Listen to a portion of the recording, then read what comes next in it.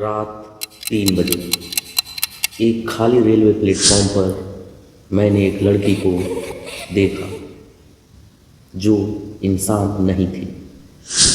ये कहानी है कानपुर के एक रेलवे स्टेशन की, जहाँ पर कुछ ऐसा हुआ जिसे लोग आज तक भूल नहीं पाए।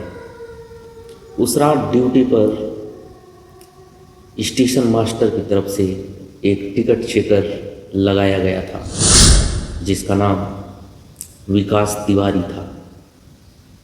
विकास पिछले 1 साल से नौकरी कर रहा था, लेकिन उसकी नाइट शिफ्ट पहली बार लगी थी। रात के करीबन 2:40 हो रहे थे। विकास ने अचानक किसी ट्रेन की आवाज़ सुनी, लेकिन विकास को ये पता था कि उस दिन रात में कोई ट्रेन आनी ही नहीं थी। तो फिर विकास ने किस ट्रेन की आवाज़ सुनी? विकास ने रेलवे ट्रैक की तरफ अपनी नज़रें दौड़ाई। वहाँ कुछ भी नहीं था, लेकिन ट्रेन आने की आवाज़ और भी बढ़ती जा रही थी और पटरियों में कंपन शुरू हो गया था। ऐसा लग रहा था कि ट्रेन आने ही वाली है।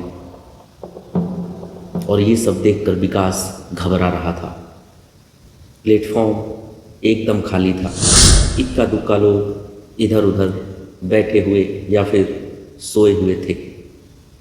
लेकिन प्लेटफॉर्म के दूसरे छोर पर, जहाँ प्लेटफॉर्म ख़त्म हो रहा था, वहाँ एक लड़की खड़ी थी। उसके हाथों में कोई सामान नहीं था और वो अपने सर को नीचे झुकाकर ज़मीन की तरफ देख रही थी। विकास को ये सब काफ़ी अजीब लगा।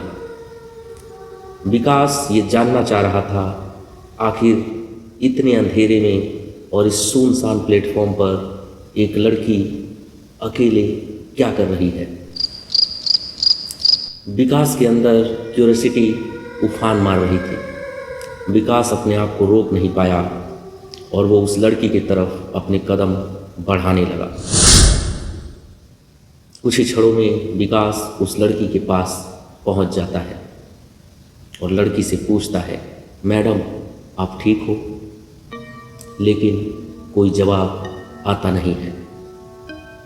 विकास लगातार उस लड़की से पूछे जा रहा था, क्वेश्चनिंग किए जा रहा था, लेकिन वो लड़की कोई जवाब नहीं दे रही थी। लगभग 2 मिनट बीत चुके थे।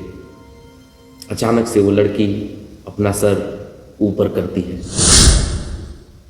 विकास उसका चेहरा देखकर हक्का बक्का रह जाता है और उसकी दिल की धड़कन बहुत तेज धड़कने लगती है, क्योंकि उस लड़की के मुंह पे आंखें ही नहीं थी। बिना आंखों की लड़की देखकर विकास पसीने से तरबतर हुए जा रहा था।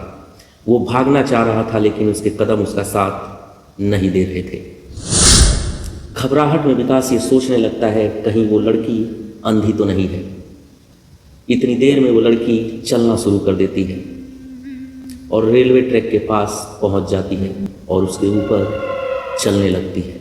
विकास जोर से आवाज़ लगाता है, रुको! लेकिन वो लड़की कोई रिस्पॉन्स नहीं देती है और वो अपना चलना जारी रखती है।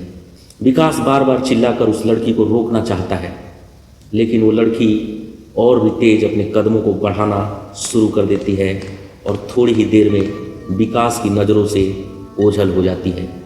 रात का समय था और जहाँ तक लाइट जा रही थी वहाँ तक विकास की नज़रों ने उसे देखा। उसके बाद वो लड़की रेलवे ट्रैक पर दिखाई देना बंद हो गई। विकास प्लेटफॉर्म पर खड़े होकर लगातार उस दिशा में देखे जा रहा था जिस दिशा में वो लड़की गायब हुई थी। अचानक विकास को ये लगता है कि कोई ट्रेन आ रही है। ट्रेन की जोरदार सीटी और उस सीटी के साथ इस बार किसी की चीख भी आई थी, जो कि विकास के कानों से होते हुए उसके पूरे शरीर में बिजली की तरह समा गई। विकास को डर लग रहा था, लेकिन वो इस चिंता में भी था कि वो लड़की आखिर कहाँ चली गई। इसलिए विकास वहां से भाग नहीं रहा था। उस लड़की का इंतजार करते करते विकास को काफ़ी देर हो गई थी और उसी समय उस रेलवे स्टेशन से एक ट्रेन क्रॉस होती है जिसका स्टॉपेज उस स्टेशन पर नहीं था। ट्रेन की घड़घड़ाहट से विकास का दिमाग होश में आ जाता है और विकास उस लोकेशन को छोड़कर चला जाता है। विकास बुरी तरह डरा हुआ था। विकास अपनी ड्यूटी छोड़ता है और सीधा अपने अलॉटेड कमरे में जाकर सो जाता है।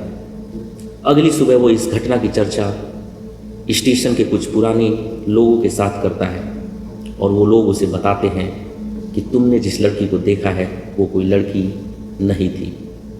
दरअसल आज से 6 साल पहले प्लेटफॉर्म नंबर 3 पर एक लड़की ने ट्रेन के सामने कूदकर अपनी जान दी थी और आज भी लोगों का ये मानना है कि 3 बजे के बाद वो लड़की दिखाई देती है और उसकी चीखें लोगों को सुनाई भी देती है।